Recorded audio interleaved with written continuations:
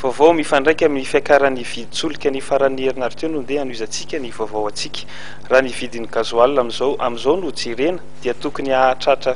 570 ariary ny sarandalan'ny taxi be raha ny voalazan'ny UCTU na ny Union des coopératives des transports urbains.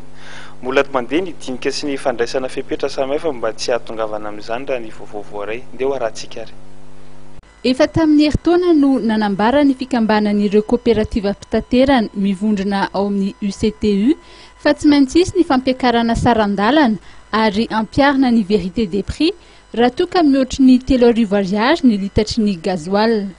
Raha ny vidin'ny gazoal amin'izao no jerena raha ny fantatra dia tokony tafakatra hatrany amin'ny 50 sy 700 ariary ny sarandalana ny fitateram-bahoaka. Mavesatra dia mavesatra ho an'ny mpanjifa izany. Tsy zakany tsy zaka karakaraky ny fivoarana ohatra mety efa ho afaka amin'ny crise ohatra ve mety hoe mety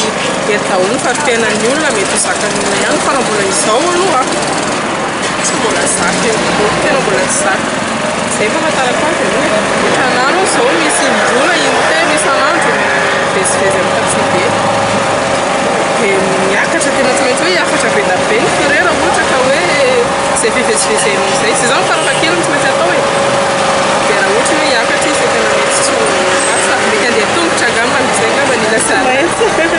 ohatra anahy zao dia inefatra mandeha taxi be raha kely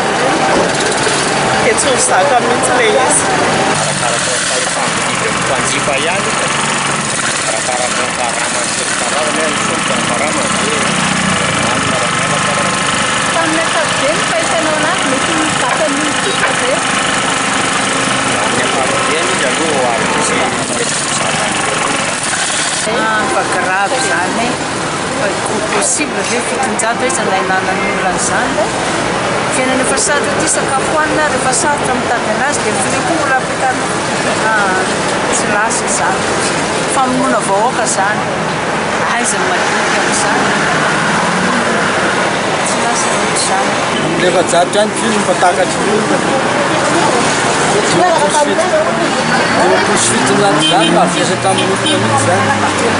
Ny comité de pilotage izay niona tamin'ny mpampalala vaovao omaly dia nilaza fa isy ny compensation na ny fanetsenana ny elanelana 400 ariary isaky ny litatra omena ny mpitatitra mba hisorohana ny fiakaran'ny sarandalana.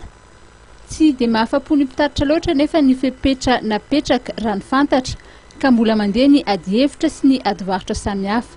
Ny mpanjifa moa dia miandrandra ny ahitana vahaolana.